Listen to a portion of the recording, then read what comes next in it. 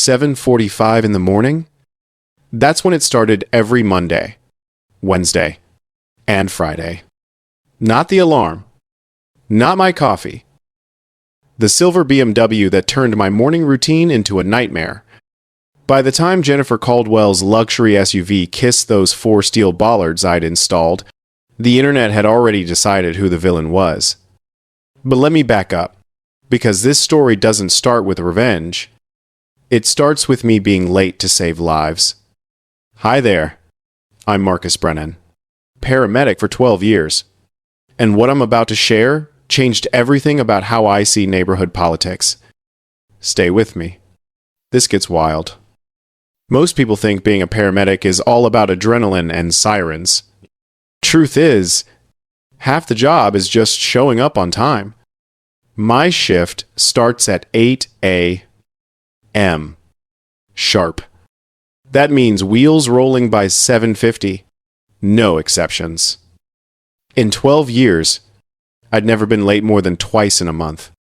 Then September hit, and suddenly, I couldn't leave my own house. Picture this. You're dressed, caffeinated, keys in hand, ready to start your day saving actual human lives. You walk to your garage and discover a silver BMW X5 parked sideways across your driveway, like someone abandoned it mid-parallel park. Not close to your driveway. Not near it. Across it, blocking every inch of exit space. The license plate? Gen 1. Should have been a red flag right there. I stood there that first Monday, September 9th, staring at this automotive roadblock, genuinely confused. My watch read 7:52. My phone buzzed with a text from my partner, Riley, ETA. Short-staffed today. That familiar knot formed in my stomach. The one that says you're about to disappoint someone who's counting on you. Logic said this had to be a mistake. Someone got confused. Parked wrong. Would realize their error. I wasn't angry yet. Just perplexed. So I did what any reasonable person would do. I jogged 3 houses down to the pristine Colonial with the magazine cover lawn. The kind of place that screams HOA president lives here, even if you didn't know it yet. When Jennifer Caldwell opened her door, makeup brush in one hand, she looked at my paramedic uniform the way you'd look at a door-to-door salesman. Annoyed before I'd even spoken. Your car's blocking my garage, I said, keeping it simple and polite. I need to get to work. She glanced past me toward the street with all the interest of someone checking yesterday's weather. I'm only here 30 minutes. Can't you wait? Can't I wait? To go save lives. Can't I just wait? I'm a paramedic, I explained, thinking that might clarify things. My shift starts at 8. My partner's already at the station. That's when her expression shifted. Not to understanding, to irritation. Like I was the problem? Then you should have left earlier. This is a public street. I need to get my daughter to school. I opened my mouth to explain that blocking driveways was actually illegal regardless of street designation. But she cut me off with a question that wasn't really a question. Are you going to lecture me about parking? Then she closed the door. Clean. Final. Conversation over. I jogged back to my house, texted Riley an apology. I hated typing, and watched through my window as Jennifer emerged 23 minutes later. Perfectly styled, perfectly calm, loading her teenage daughter into the BMW without a single glance toward the house of the person she'd just made late to emergency services. I arrived at the station at 8:26. Riley gave me a tired smile and asked if I was okay. Neighbor trouble, I said, because what else could I say? That was Monday. Wednesday, the BMW returned. Same spot, same angle, same 25-minute wait. Then Friday, then the following Monday. By week 2, I'd been late 8 times. Each time. That same text to Riley? Stuck. Sorry. Be there soon. Each time. That same knot in my stomach growing tighter. This wasn't random anymore. This was a pattern. Jennifer Caldwell had a carpool schedule, and my driveway was her chosen parking spot. Not asked for. Not negotiated. Just claimed. Week 3. I tried reasoning. Left a handwritten note under her wiper. Please avoid blocking my garage. I need to leave for work by 7:50. I'm a paramedic.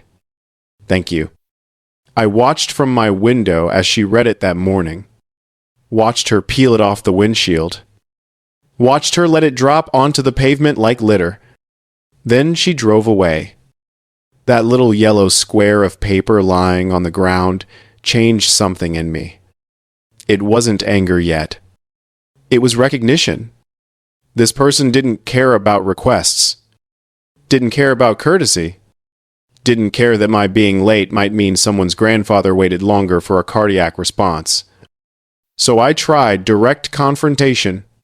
Caught her unloading groceries that afternoon. Still in my uniform. Hey, about the note I left this morning. She cut me off before I could finish. This is a public street. I can park wherever I want. You're blocking a driveway. Which is actually... Are you a lawyer? No. But... Then don't lecture me. If you can't manage your time, maybe emergency services aren't for you. That line. That specific line. Suggesting that maybe I wasn't cut out for the job I'd been doing successfully for 12 years because I couldn't manage my time around her illegal parking. My hands curled into fists at my sides, but my training kicked in. In emergency medicine, you learn to stay calm when patients get combative. Assess. Document. Don't escalate. I walked back to my house, pulled up my security camera app, and started doing what paramedics do best, building a case with evidence. I had a basic camera over my garage, installed 2 years ago after a package theft. Decent angle on the driveway and street. I scrolled back through footage and found every single instance. 7:45 a.m. every Monday, Wednesday, Friday. Like a metronome of entitlement. I saved every clip. Organized them by date. Noted timestamps. In EMS, incomplete documentation can cost lives in court. This wasn't life or death, but the principle was identical. If I was going to solve this, I needed proof. Thursday afternoon. Riley finally brought it up over coffee at the station. You've been off lately. The neighbor thing's still happening. I nodded.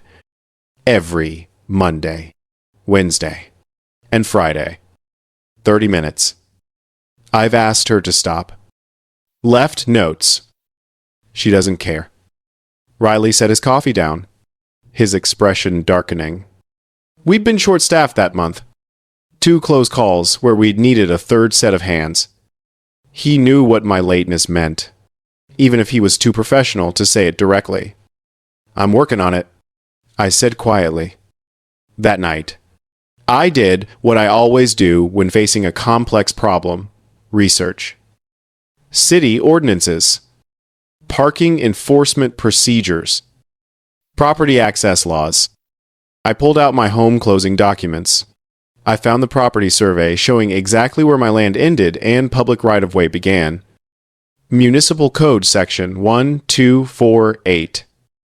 I read it until the words blurred. Facts. Timestamps. Evidence. No emotion. Just data. Slowly. A plan started forming in my mind. Legal. Methodical. Airtight. By Thursday of week 4, I documented 20 separate incidents. 20 video clips with crystal clear timestamps. license plates, duration logs. I'd been late to work 15 times. 15 times Riley had covered for me on cardiac calls, vehicle accidents, pediatric emergencies. The guilt was crushing me. But panic doesn't solve problems in emergency medicine. Preparation does. So I prepared. I drafted an email to the Riverside Homeowners Association. Professional language. Zero emotion. Just facts and a request for mediation. Attached the evidence in a neat zip file. Hit send Thursday evening. Surely the HOA would handle this. Surely someone would tell Jennifer to park somewhere else. Surely this straightforward violation would get a straightforward resolution. I had no idea. I just handed her the perfect weapon to use against me. The response came Tuesday morning. Not an email. A physical letter in my mailbox printed on official HOA letterhead, inviting me to attend their monthly meeting on October 19th to discuss this matter with the community. The meeting would begin at 7 in the evening, at the Riverside Community Center. They encouraged open dialogue and neighborly resolution. I showed up to the October 19th meeting 15 minutes early, wearing slacks and a button-down shirt, carrying a folder with printed copies of my evidence. The community center was a small brick building with folding chairs arranged in rows facing a table where 5 board members sat. Maybe 15 people total in attendance. At 7 p.m. sharp, the meeting started. The president, a gray-haired man named Thomas Rhodes, called the meeting to order and began working through the agenda. 20 minutes in, Thomas finally said, "Next item. We have a parking concern raised by Mr. Marcus Brennan. Mr. Brennan, would you like to present your issue?" I stood up, folder in hand, and was about to speak when another board member cut in. A woman's voice, sharp and familiar. "Before we hear from Mr. Brennan, I'd like to address some concerns the board has received about his conduct." I turned and saw her. Jennifer Caldwell, sitting at the board table wearing a blazer and a smile that didn't reach her eyes. My stomach dropped. She was on the board. How had I not known this? Jennifer didn't wait for me to respond. She opened a folder of her own and began reading from what looked like prepared notes. Over the past month, Mr. Brennan has repeatedly harassed a resident about her parking choices. We've received complaints that he's confronted her at her home, left notes on her vehicle, and made her feel unsafe in her own neighborhood. The resident in question is a mother who simply needs a few minutes to prepare her daughter for school. She parks on a public street, which is her right. Mr. Brennan's aggressive behavior is creating tension in our community. She looked up from her notes, her gaze sweeping the room. Several neighbors nodded. My mouth went dry. "That's not," I started. But Jennifer held up a hand. "You'll have your turn when I finish. Mr. Brennan." Her voice was calm, authoritative. The voice of someone used to being obeyed. "We have witness statements describing your confrontational approach. One neighbor reported seeing you argue with this resident in her driveway while she was holding groceries. The board takes community harmony very seriously. We understand parking can be frustrating, but aggression and intimidation are not how we resolve disputes here." She sat back, folding her hands on the table, looking every bit the concerned public servant. I felt the room shift. Eyes that had been neutral were now skeptical, even hostile. Jennifer had framed herself as the victim and me as the aggressor before I'd even opened my mouth. I took a breath and tried to salvage the situation. "May I respond?"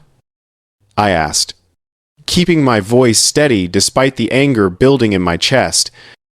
Thomas Rhodes nodded. Please, Mr. Brennan, we'd like to hear your side.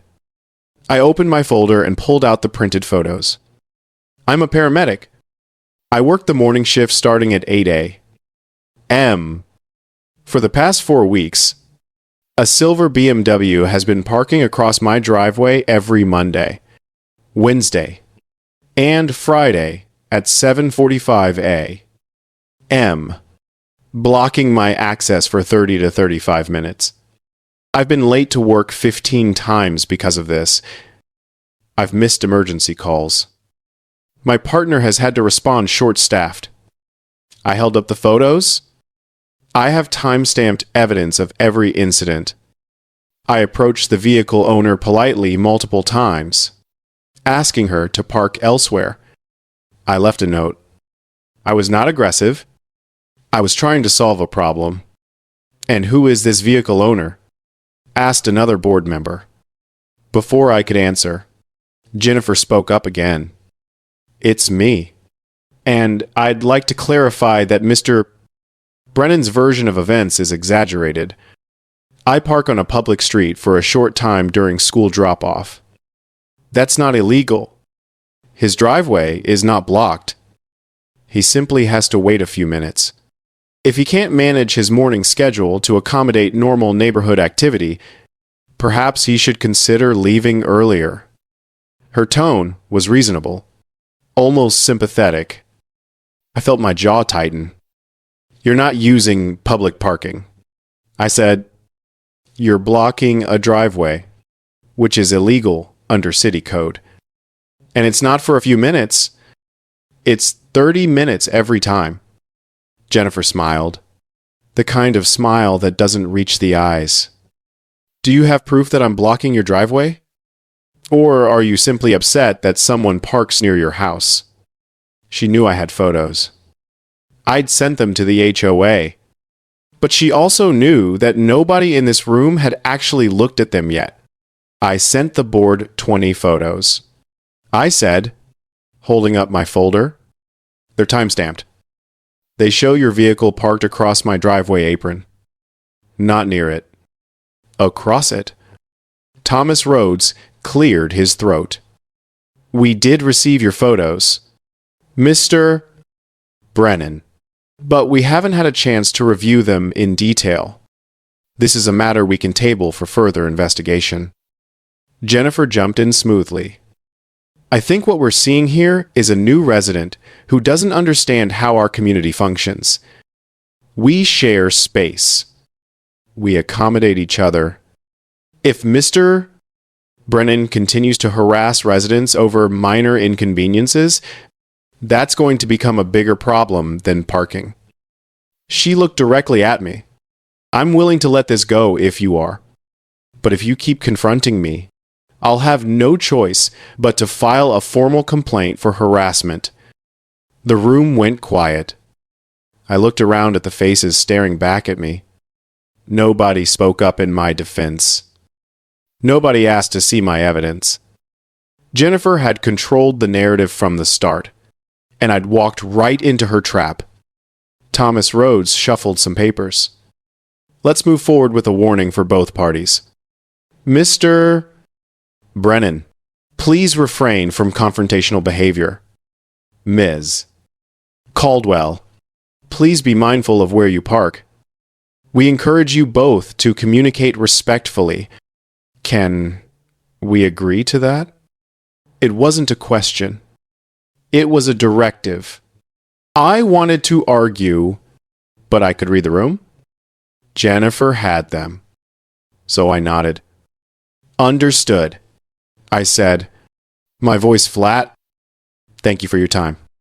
I sat down, feeling like I'd just lost a fight I didn't know I was in. The meeting continued. Nobody mentioned my parking issue again. After the meeting ended, I walked to my truck alone. I unlocked it and sat in the driver's seat for a moment, hands on the wheel. I'd done everything right. I'd been polite. I'd documented everything. I'd gone through proper channels. And Jennifer had turned it against me with nothing but her word and her position on the board. This wasn't about parking anymore. This was about power.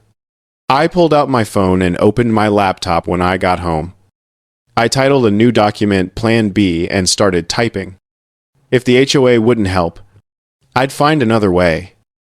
A legal way, because Jennifer had made one critical mistake. She'd assumed I'd give up. The BMW showed up again Friday morning, right on schedule. 7:45 a.m. Parked sideways across my driveway like it owned the place.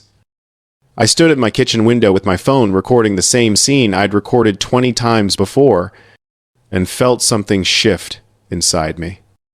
Not anger. Anger was hot and reactive. This was colder, calculated.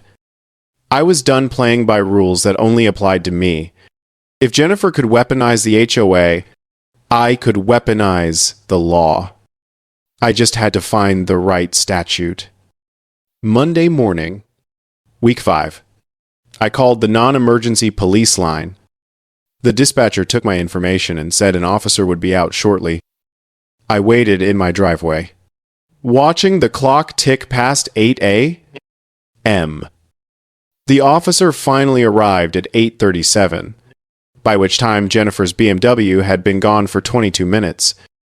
He was a friendly guy, mid-30s, with tired eyes. His nameplate read, Martinez.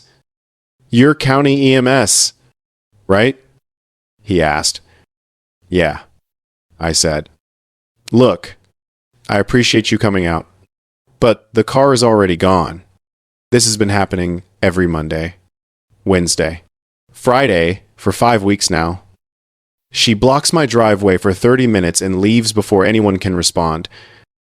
I pulled out my phone and showed him the video compilation I'd created. 20 clips stitched together with timestamps.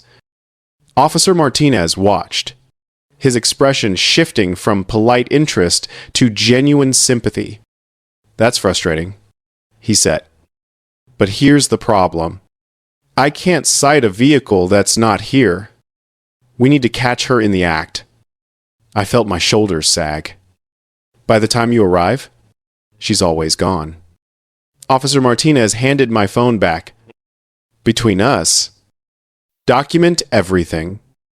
Videos, photos, timestamps. Build a case. If you want to go civil with a harassment claim, this evidence will help. But for parking enforcement, I need to physically see the violation." He paused. "You work mornings." "All right. That makes this even worse. I know how tight staffing can get." His empathy was genuine, but it didn't solve my problem. I thanked him and watched him drive away. That afternoon, I tried a different angle. I called a local towing company. The dispatcher sounded bored when I explained the situation. "Is the vehicle on your private property?" she asked. "It's blocking my driveway apron," I said, "which extends into public right-of-way, but it's legally protected access." There was a pause. "Sir, if it's in a public right-of-way, we need police authorization to tow. We can't just grab someone's car off a public street." Liability issues. I spent the next hour filling out an online complaint form with the city's parking enforcement division. 3 days later, I got an automated email response. "Your street is not in a metered enforcement zone. Please contact your local homeowners association for parking disputes." Case closed. I read it twice, my jaw clenching tighter each time. Every official channel I'd tried had led nowhere. I was stuck in a bureaucratic loop with no exit. And Jennifer knew it. On Thursday of week 5, I did something I'd been avoiding because of the cost. I made an appointment with a civil litigation attorney. The consultation fee was $300, which was half a day's pay after taxes, but I was desperate enough to try. The attorney was a sharp woman in her 50s who listened to my story without interrupting. When I finished, she gave me a look I'd seen on doctors' faces right before they delivered bad news. "You have a case," she said. "Harassment. Interference with property access. Possibly intentional infliction of emotional distress, if we frame it right. But here's what you need to understand. My retainer is $5,000. Discovery will take 6 to 8 months. If this goes to trial, you're looking at $15,000 to $25,000 in total legal fees." She paused. And that's if everything goes smoothly. If she has HOA resources backing her, which it sounds like she does, she can drag this out longer. I felt sick. "For a parking dispute," I said quietly. The attorney's expression softened slightly. "Civil litigation is expensive. It's designed to be... Have you tried mediation?" I almost laughed. She dismissed my emails. She threw away my note. She turned an HOA meeting into a public shaming session. The attorney nodded slowly. "Then document everything. If this escalates, if there's property damage or continued harassment, come back." "But, Mr. Brennan, litigation should be a last resort. It's going to cost you more than it's worth, both financially and emotionally." I thanked her, wrote a check for $300 that I couldn't really afford, and walked out feeling more defeated than I had in years. That night, I pulled out my property documents again. I'd looked at them before, but now I studied them with the kind of focus I usually reserve for patient charts. The property survey from 1987, updated in 2019. My lot lines. The driveway apron measurements. The city easement boundaries.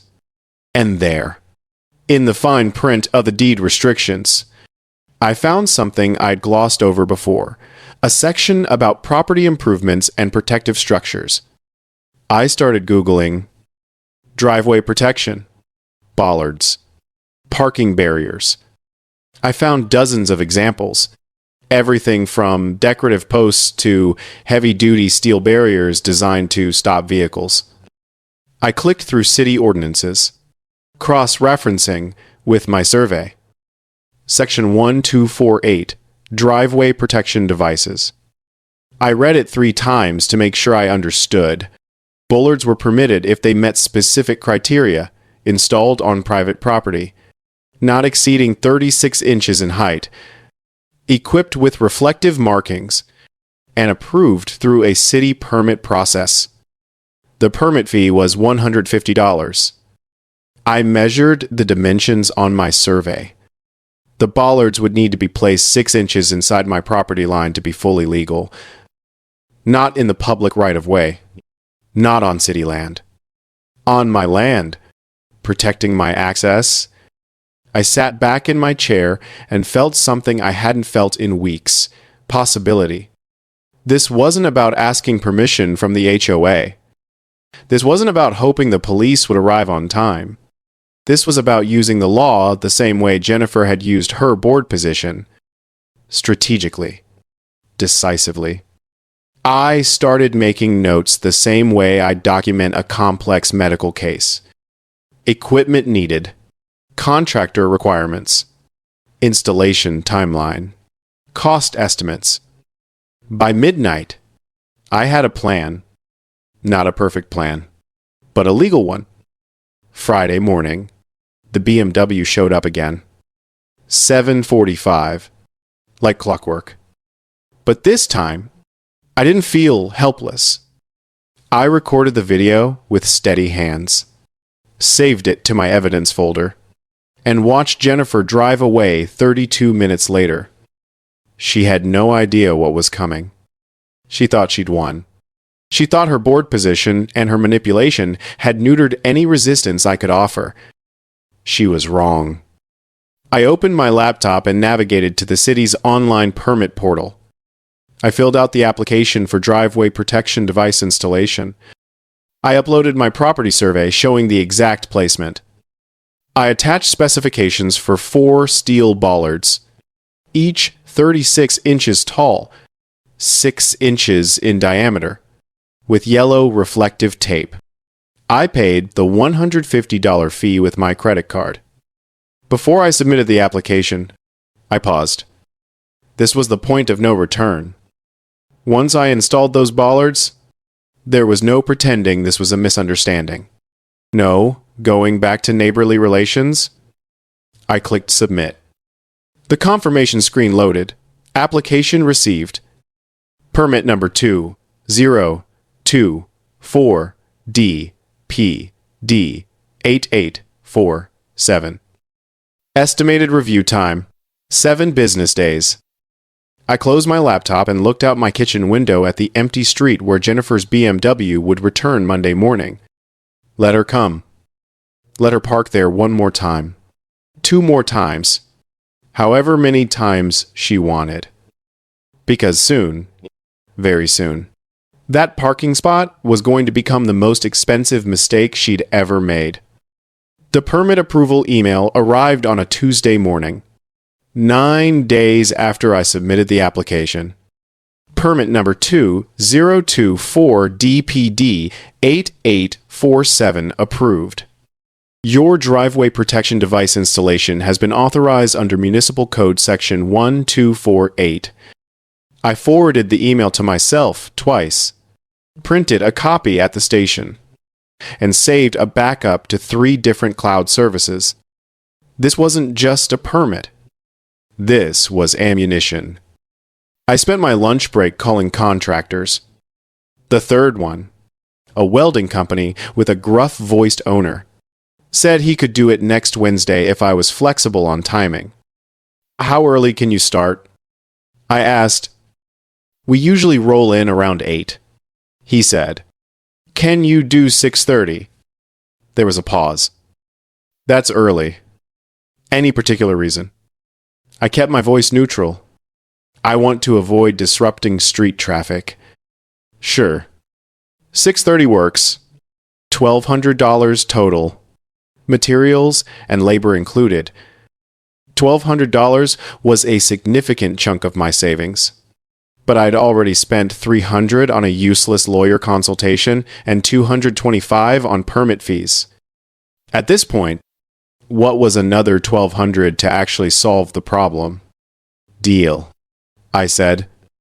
Wednesday, 6:30 a.m. Wednesday morning. I was up before my first alarm. I made coffee, stood at my kitchen window, and watched the street slowly lighten from black to gray to pale blue. At 6:23, a white pickup truck pulled up in front of my house. 2 men got out. The older contractor knocked on my door at 6:28. You, the guy who wants bollards installed before sunrise? He asked. I nodded. That's me. He studied my property survey for a solid 3 minutes, pulled out a measuring tape, and confirmed the dimensions. You're serious about these being 6 inches inside your property line? Completely serious, I replied. I need them legal, documented, and permanent. He gave me a look that suggested he'd seen his share of neighborhood disputes, then nodded. All right. We'll drill the bases 18 inches deep, pour quick-set concrete, mount the posts, and have you operational by 7:30. They're not coming out without a jackhammer. That was exactly what I wanted to hear. By 7:15, all 4 bollards were mounted and set. The contractor walked me through the specifications one more time. 36 inches tall. Check. 6-inch diameter. Check. Reflective safety tape. Check. Permit posted on bollard number 2. Check. I thanked him. We shook hands. And the truck pulled away at 7:34. I stood in my driveway, looking at the 4 yellow sentinels now guarding my garage entrance, and felt a wave of something I hadn't felt in weeks. Control. I went inside. poured a second cup of coffee, and positioned myself at the kitchen window. My security camera was recording. My phone was charged and ready. According to 7 weeks of data, Jennifer Caldwell's BMW would arrive in approximately 11 minutes. I checked my watch. 7:43. I waited. 7:45. And then, right on schedule, the silver BMW X5 turned onto my street. I felt my heart rate tick up slightly, the same physiological response I get right before a critical call. Adrenaline, focus, readiness. Jennifer was talking on her phone, hands free, her attention divided. I could see her daughter in the passenger seat, headphones on, staring at her own phone. The BMW approached my house at normal speed, maybe 15 miles per hour. And then, like clockwork, like muscle memory taking over, Jennifer started to turn the wheel. She was going to do what she'd done 20 times before, park sideways across my driveway. Except this time, my driveway had teeth. I watched through the window, my phone recording, as the BMW angled toward the bollards. Jennifer was still talking, still not looking carefully, her brain on autopilot. Turn left. Park. Wait 30 minutes. Leave. The routine she'd perfected. The front passenger side corner of her BMW met bollard number 2 at approximately 8 miles per hour. The sound was spectacular. A crunch of metal and plastic, followed immediately by the hiss of a punctured tire and the sharp crack of a headlight assembly shattering. The BMW jerked to a stop, front wheel up on the curb. The whole vehicle tilted at an awkward angle.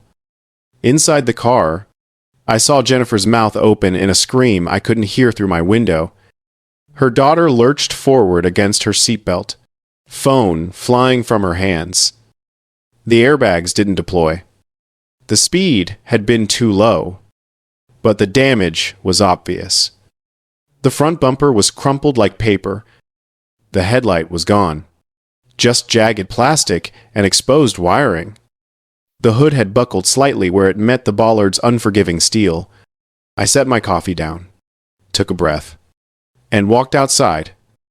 By the time I reached the street, Jennifer was already out of her car. Her face pale, hands shaking. Her daughter was crying, more from shock than injury.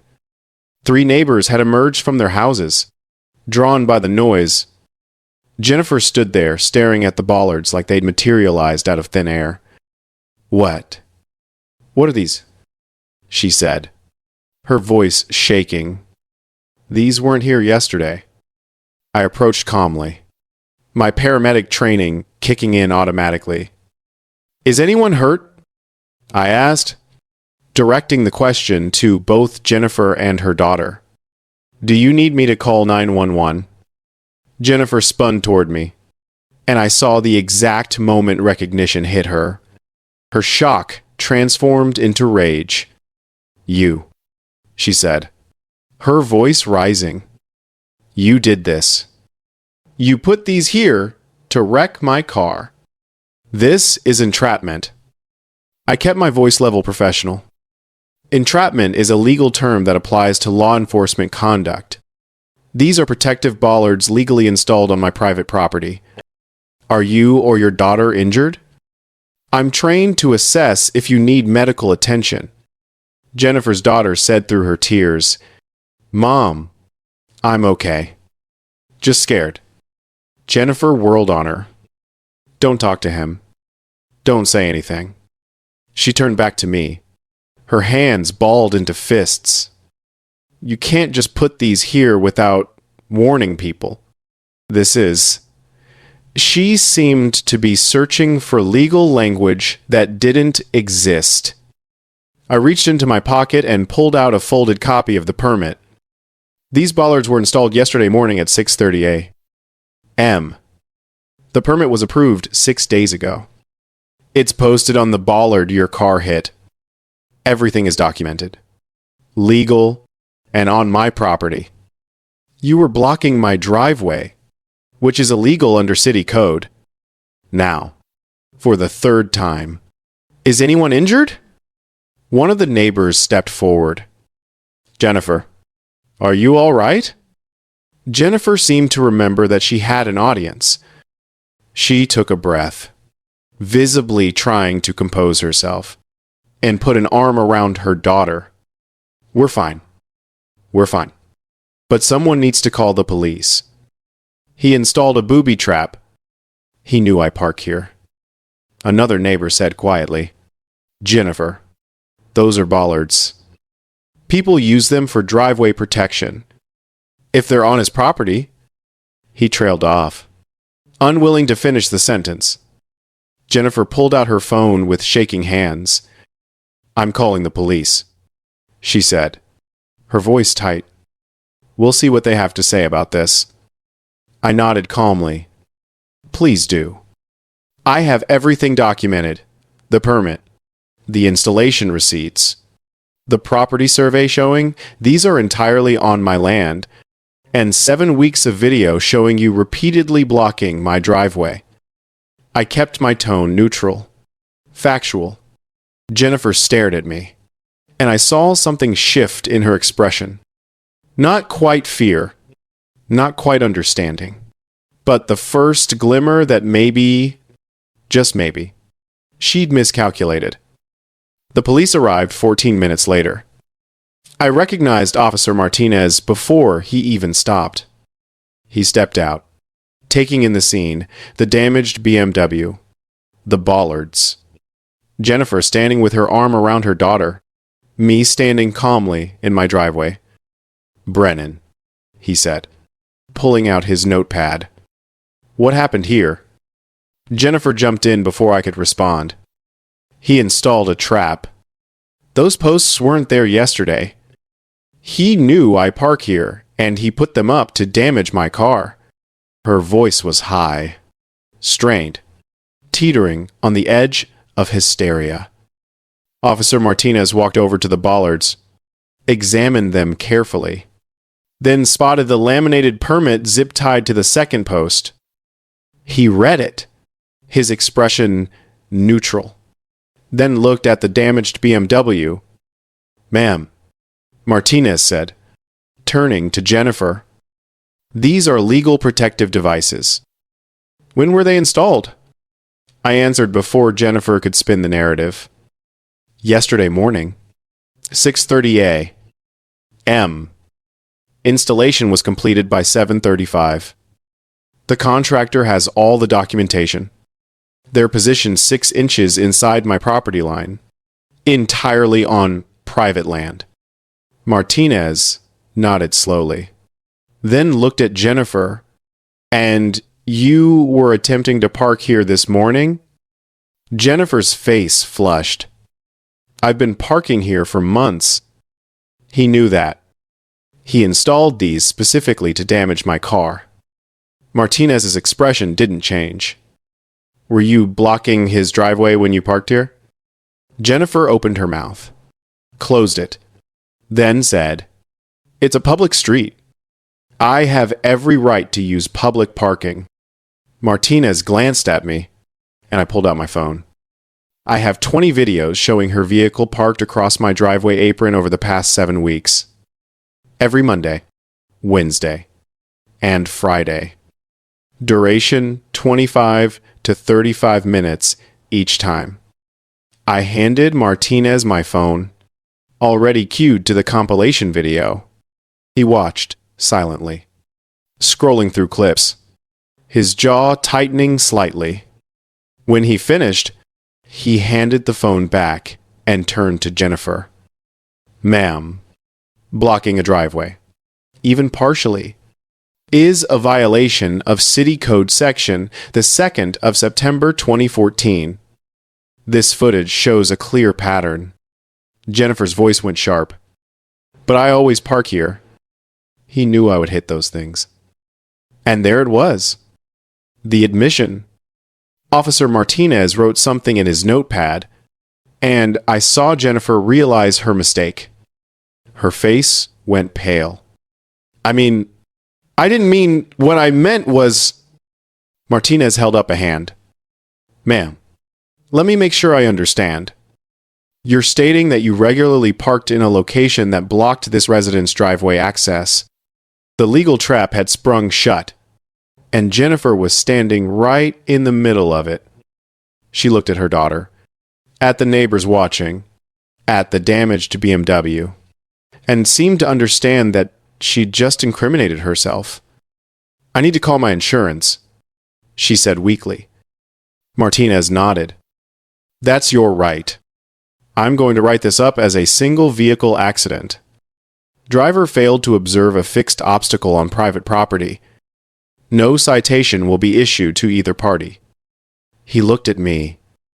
Mr.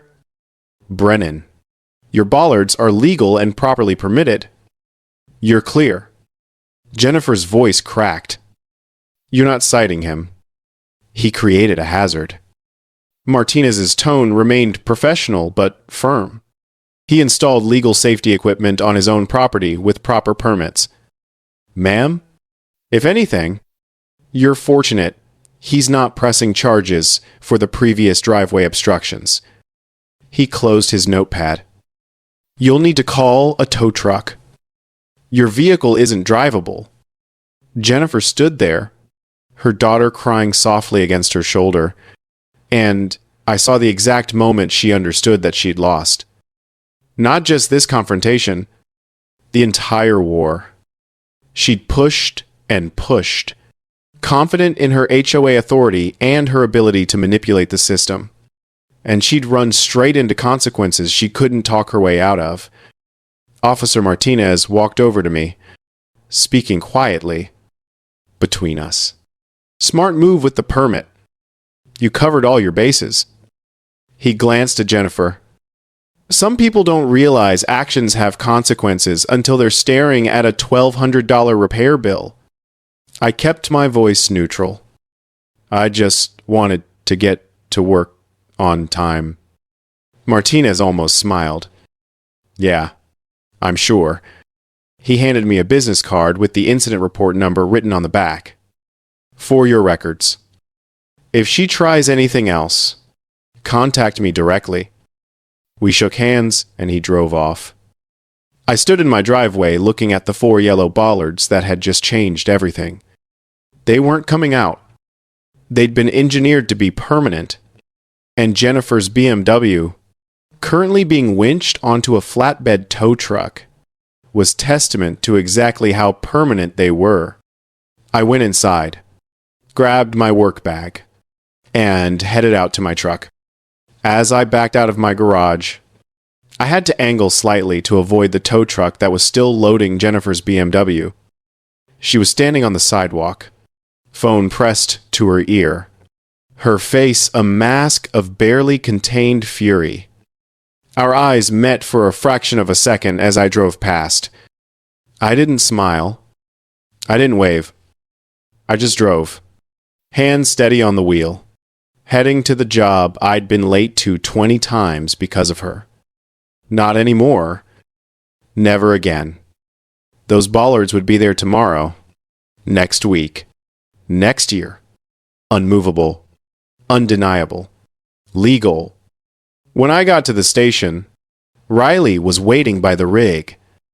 Bollards, he said flatly. You installed bollards? I grabbed my gear. 4 of them. Steel. 36 inches tall. Legally permitted. Properly installed 6 inches inside my property line. Riley stared at me. And she hit them. Like a missile. Front bumper. Headlight. Tire. Hood. 8 miles per hour of pure consequences. Riley let out a low whistle. That's the most paramedic solution to a problem I've ever heard. Document everything. Follow protocol. Execute the plan with precision. I looked at him and felt something loosen in my chest. Relief. Vindication. The weight of 7 weeks of frustration finally lifting. She thought her HOA position made her untouchable. I said, she thought I'd just take it. Riley clapped me on the shoulder. Man, I'm proud of you. That took guts. And patience. A lot of patience. Our radios crackled with the first call of the day. We climbed into the rig, and as Riley drove, I looked out the window at the city passing by, somewhere back in my neighborhood. Jennifer was dealing with insurance adjusters, repair estimates, and the slow dawning realization that her actions had consequences. I had no sympathy for her. She'd had 7 weeks to stop, 7 weeks of chances to be reasonable. She'd chosen intimidation instead. Now she had to live with that choice. And I got to go to work on time, do my job, save lives, if I could, and come home to a driveway that was finally mine again. The bollards would be waiting. Solid, yellow, reflective, legal, permanent. A monument to the power of documentation, persistence, and refusing to be bullied by people who think their authority makes them immune. Jennifer had underestimated me. She'd assumed I'd fold. She was wrong. And that crumpled BMW sitting on a tow truck was proof that sometimes the quiet ones are the ones you should worry about most. 3 months passed. March arrived with warming temperatures and the first signs of spring. I stood in my driveway at 7:45 on a Monday morning. At the same time, Jennifer's BMW used to appear like clockwork, and felt nothing but quiet satisfaction. The street was empty, clear, mine. The 4 yellow bollards stood their silent watch, now just part of the landscape. Nobody stared at them anymore. Nobody slowed down to take pictures. They'd served their purpose and faded into normalcy. My phone buzzed. A text from Riley, on time as always. World's back in order. I laughed and grabbed my gear. Yeah? It was. The community had changed, too. The HOA held elections in February. The new board was announced via email, and their first newsletter came out in early March. We're committed to serving all residents fairly and transparently. Recent events showed us that trust must be earned through consistent ethical action. There was a section thanking a resident who held leadership accountable. They didn't name me, but everyone knew. I appreciated the discretion. Jennifer had moved, sold her house, and relocated about 40 miles away. I heard through neighbors that the marriage was strained, that her husband was mortified by the whole thing, that her daughter had to change schools. I felt no satisfaction in seeing it, just a vague sadness that things had escalated to that point. But Jennifer had made her choices. Step by step, decision by decision. The repair bill was $8,400. Her insurance denied the claim due to driver error. Add that to the stress, the embarrassment, the viral video that had turned her into an internet cautionary tale. And the cost was far higher than money. Sometimes consequences arrive all at once. I backed out of my driveway smoothly. No obstacles, no stress, and drove to the station. I arrived at 7:58. Riley was already there, grinning when I walked in. On time as always, he said. Yeah, I said. Feels good. And it did. Not triumphant, not vindicated. Just normal. The way things should have been from the start. The bollards had cost me $1,200, but they'd bought back control, time, and dignity. Jennifer's lesson had cost her far more. The math wasn't fair, but justice rarely is. I'd followed rules, documented everything, and won through patience and procedure. She'd abused authority and lost to her own arrogance. We both learned something. Persistence sustained by systems works. Unchecked power eventually collapses. Expensive lessons, but worth every dollar. So, what do you think about my situation? Did I handle it the right way? Or should I have tried something different? Drop your thoughts in the comments below and let me know what you would have done.